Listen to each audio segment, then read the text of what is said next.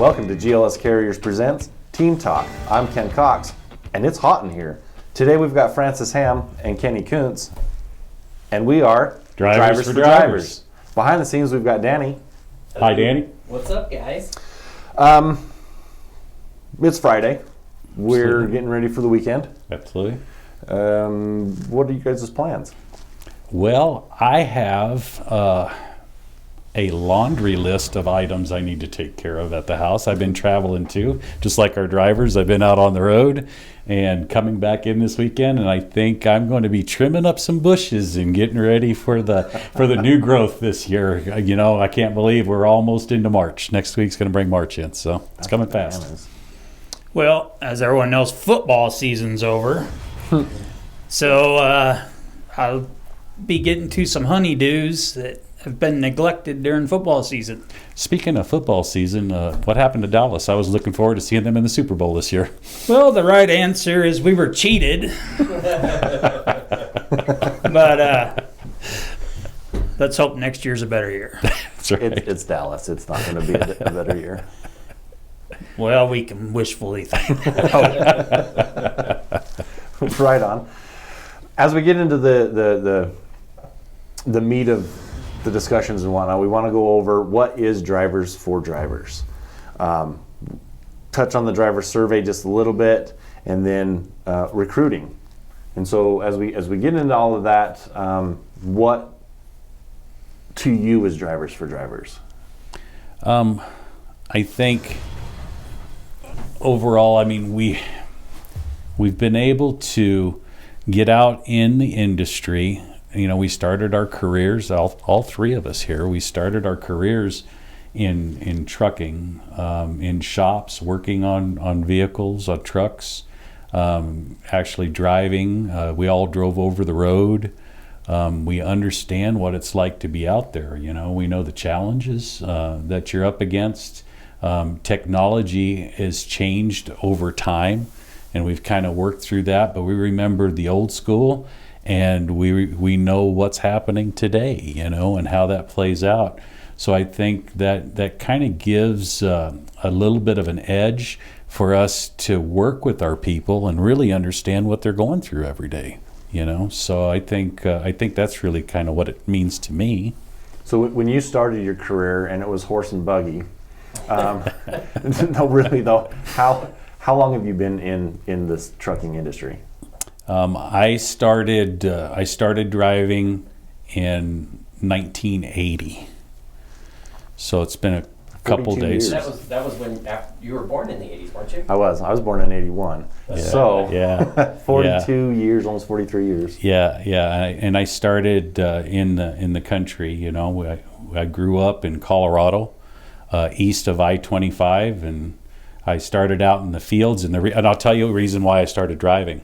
You had two options. One was bucking bales of hay onto the trailer, and the other one was driving the truck and pulling the trailer. And I'd rather drive the truck and pull the trailer than buck the bales on the trailers. So that's kind of what led me into it. All right, on. Kenny, what's Drivers for Drivers to you?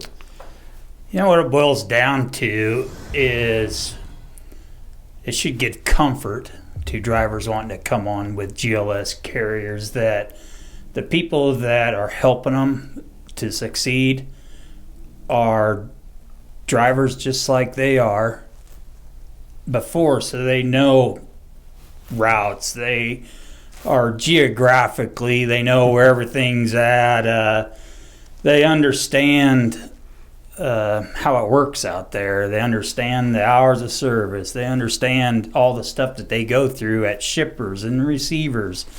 You know, when you got someone that's done that most of their career, then it should give comfort to other drivers that we're here to back them up. You know. When did you start your truck driving career? 1986. Well, it was still a chauffeur's license back then. Not as long as Francis, but I started in the fields too, hauling haylage and silage and stuff like that until I was able to run out of state, and then it was, let's go, you know. Right on. Exciting. So last night I'm laying in bed, I'm getting ready to fall asleep, and it hits me. we try to put meaning to everything that we put out here. So when you look at the drivers for drivers, it's drivers, the number 4, and drivers. And I was thinking about that last night, and as Francis says it a lot, like let's peel the onion back and let's find out, the root cause and what that means. And I was thinking about that last night, and we've got 1 driver, 2 driver, 3 driver, and I started thinking about that, and you're the 4th driver, because without you guys out there doing this and bringing us more drivers, recruiting, which we're going to talk about in just a minute, and whatnot, we can't do this without you. So you guys are the 4th member of this team. Obviously, our team's it's not huge. Our team is growing. It's getting better. It's getting bigger, and we've got a lot of people in the office there that may not have been in the truck themselves, but they have been in the industry for long enough that they're not just super green at it. They're not just coming right out of high school and I want to be a part of this amazing industry. They've got a lot of experience under their belts as well. Absolutely. So when you're sitting there and you see the truck going down the road, there's a lot that goes into that. It's not somebody just holding a steering wheel. You got to be able to utilize your time, you utilize your mileage, you got to be able to do all your expenses, you got to be able to do all of that. And so with the team that we have right now, we have a lot of those key players and a lot of those good spots that help us be profitable and get down the road. And as you can see, like in your paychecks, in your settlements, you'll be able to see that. And I'd like to throw something out there that adds to that too. When I first started, we logged with a slate of stone and a chisel.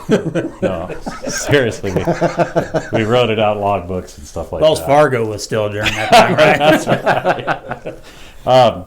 But when you look today at what it takes to be an owner-operator, a driver, a company driver in the trucking industry, is so much different than what it was when I started. Traffic alone, road conditions, requirements, customer interactions, it's just so huge. The job that you do every day is not an easy job. It is a tough job. And to be able to come in and do that every day and deal with those conditions and deal with everything that you deal with, it's a privilege to be able to work with you, because knowing what we did when I come into the industry and how it's evolved and changed so much, and for you guys to be able to do that every single day and pull it off and do a great job, my hat's off to you. It's fantastic. Thank you. Sorry, I have lots of questions today. What things have evolved that we have now in the industry that we didn't have when you first started? Well, I think technology is probably the biggest.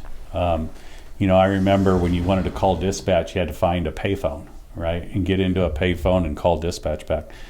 Today, there's communications. So everybody has a cell phone and they can talk that way. You can email, you can text, you can do all these different things that we didn't have then. Trucks, they weren't computer controlled. They were manual, so you could, a lot of guys would go out there and turn the fuel pumps up, and they would do some different things. If it broke down, you could fix it and get it going again. Today, it's all electronic, so you don't even know where to start until you plug a computer into it. So for part of the electronics part on that is that I can be sitting in my chair. You can tell me that you've got a mill light, engine code, engine light. I can pull that up online through some of the computer software program, and I can tell right then what it is and what it's going to do. So I can tell you in 50 miles you're going to get derated. We need to get you to a facility like right now. So that part of it, while it's nice, able to diagnose a lot quicker. For sure. And then I think some of the stuff that they've implemented over the years is designed to help the driver in blind spot monitoring, things of that nature. Power steering. Yeah, absolutely. And, it was a hard evolution when we went from having 9 speeds to 13 speeds to, we had twin sticks back in the day, and we had all this fun stuff. And today, almost all the trucks out there are automatics. And I think that's kind of helped, as an industry goes. There are still people that like to get out there and shift their gears. They do, they prefer that. But as a whole, it brought a lot more people into the industry and the ability to be able to operate a truck and trailer down the road and be safe with it. Safe for sure.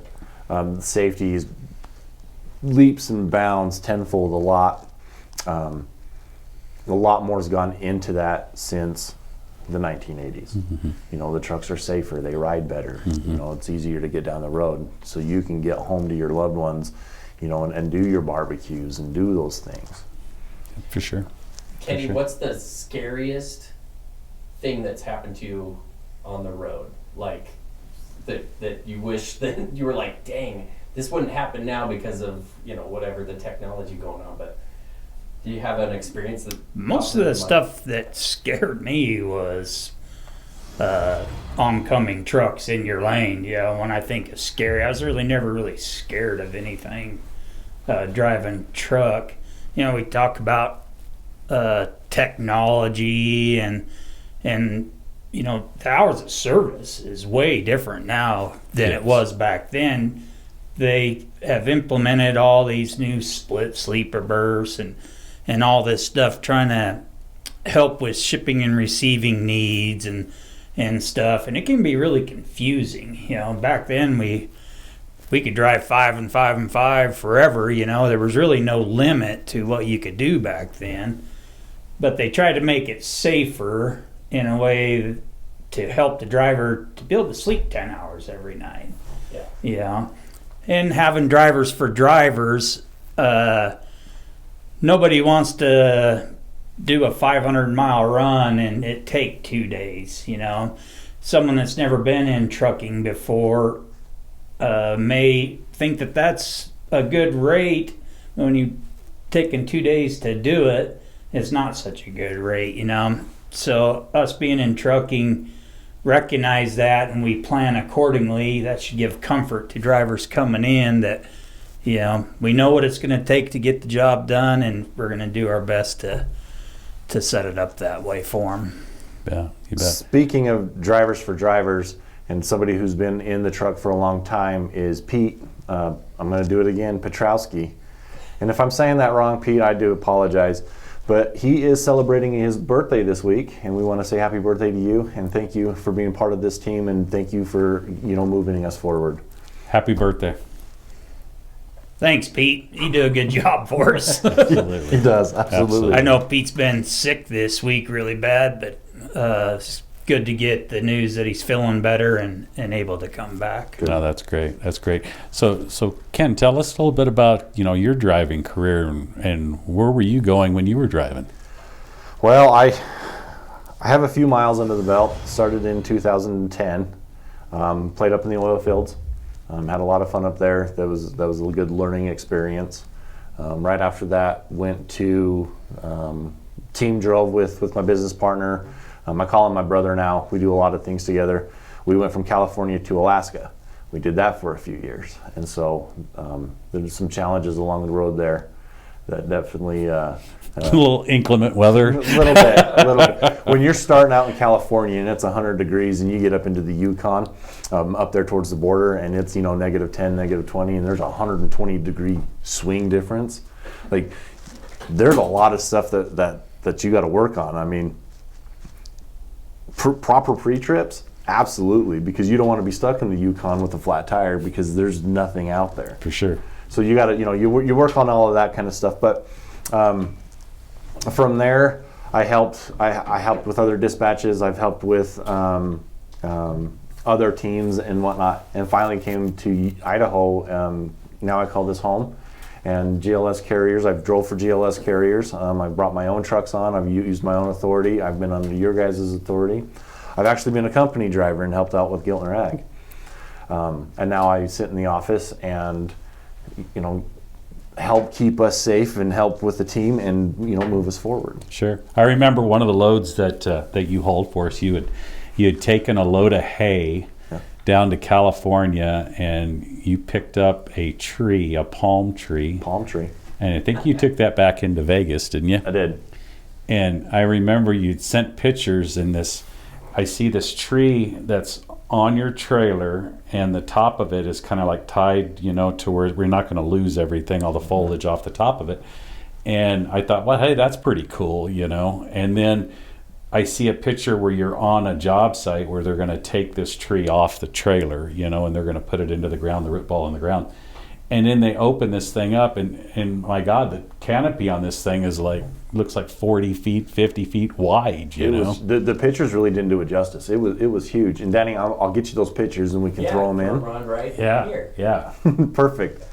Yeah, that was a great load. It was fun. I was nervous because of the, what do you call those, fronds? Fronds. Because of that.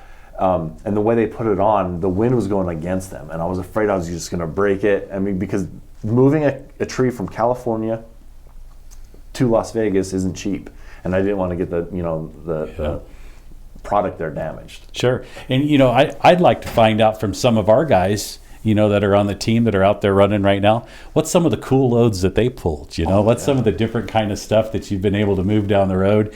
And that stuff's always kind of interesting to hear and see. So let us know about that. You can go to glscarriers.com/blog.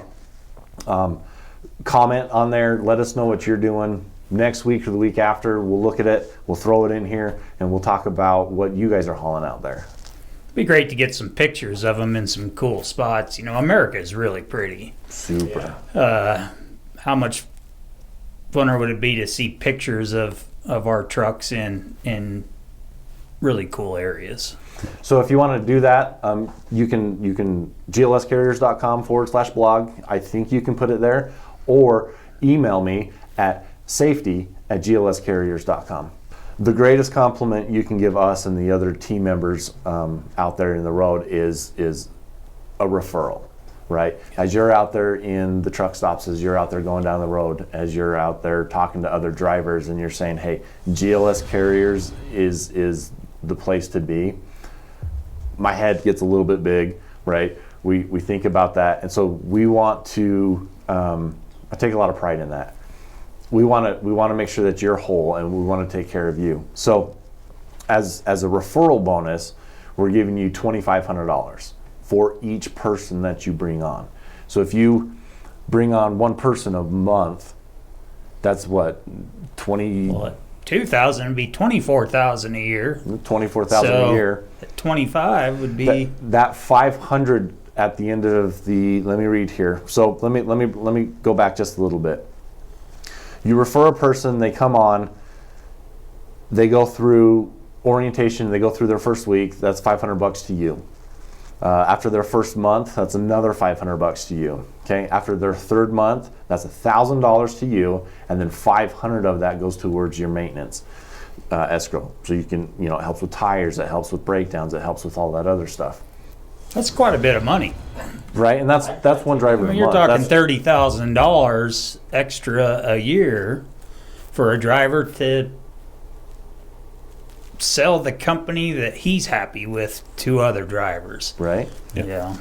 Yep. And that is if you're an owner operator and you're dedicated or whatever. If you're running for us, that'll go into your maintenance account. Of course, if you're a company driver, you don't have a maintenance account. Right. And so you'll be at that 2,000 mark. You'll be at that 2,000 mark. Yeah.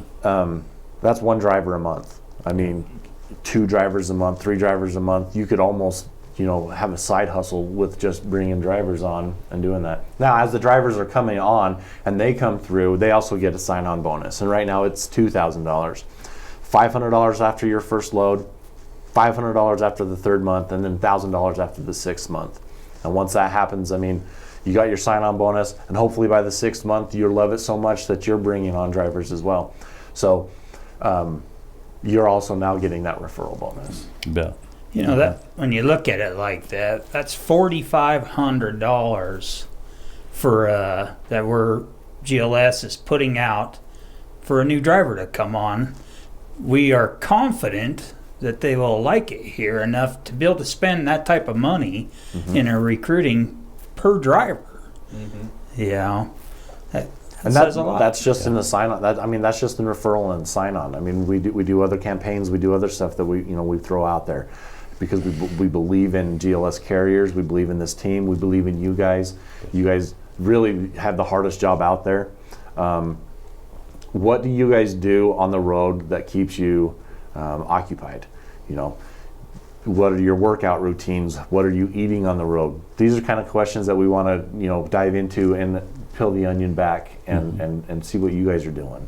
You know, let's compile that information. Let's help everybody else on the team. Maybe you're doing something that this driver would love to do or hasn't thought about. You know, the tricks and things and whatnot.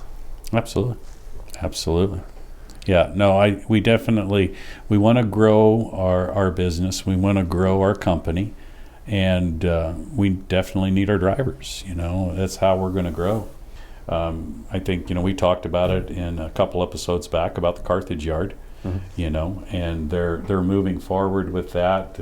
I get pictures updated to me all the time on how we're progressing. It's doing really well. Unfortunately, they've been impacted by weather, like all of us have been. No kidding. So it's kind of slowing it down a little bit, but they're not stopping by any means. They keep going. It looks like we're probably going to be in April, and the yard will be open then in April. So we'll have dolly pads down and aggregate down below, and it'll be fenced off and protected. We'll have a trailer there, and it's coming right along. It's pretty exciting. So that's going on, and at that point, we're definitely going to want to do a lot of recruiting down into that area, and then we're going to start looking at different options and stuff and what we can do to help people out and probably increase some more home time, getting people back home a little bit more often for those who want to turn, and come back. So one thing I would say too is a lot of drivers will look at an over-the-road company and worry about where they live into relation to who they work for. When we're talking about the industry's evolved, so has that. Like with GLS Carriers, it doesn't matter to us where you live in the U.S. We'll get you home for your home time. I think we had a driver call in yesterday. Where do you live in? Anthony, and he called in. He lives in Faith, South Dakota. Faith, South Dakota. Yeah. So when we're talking to that gentleman, we're telling him what we could do. Not a lot of freight goes to Faith, South Dakota, but what we do have is maybe lanes to Wisconsin or Minnesota that get him through there every other night, and then for his home time, if he's taking extended time, maybe we get him something close, let him bounce home, take his time off. But if he's just needing a day or something, we just add a day on to the transit time, and let him spend a day or two at home, So we have options, That work-life balance is super important and always on the forefront of our minds. The last 2 years, so 2 years in a row, for the holidays, we've been able to get everybody that wanted to be home for the holidays, Christmas and Thanksgiving, was home. That's 100% of everybody that wanted to be. That blows my mind that Kenny and that part of the team was able to do all that. It's not easy, but it just goes to show the capabilities that we're able to do. You bet. No, absolutely. Anything else you want to? Not that I can think of. Francis? No, I just definitely I'd like to see some pictures. To what Kenny was talking about. Absolutely, the United States is definitely a beautiful place, and every area is different. It looks different. I'd like to see some of our trucks. I'd like to see some of our drivers, out there with their equipment. If somebody could take a picture of you with your truck in different parts of the U.S., I think that would be cool. And then I'd like to hear about some of the cool stuff we've hauled, on some of our loads and some of the places we've been. So good stuff. Fantastic. So as we close, we want to thank you for making the right choices and being safe on the road. If you see something, say something. You're our eyes and ears. We succeed when you guys get home to your loved ones. And thank you. Really, thank you. Yeah, thank you. See you next time.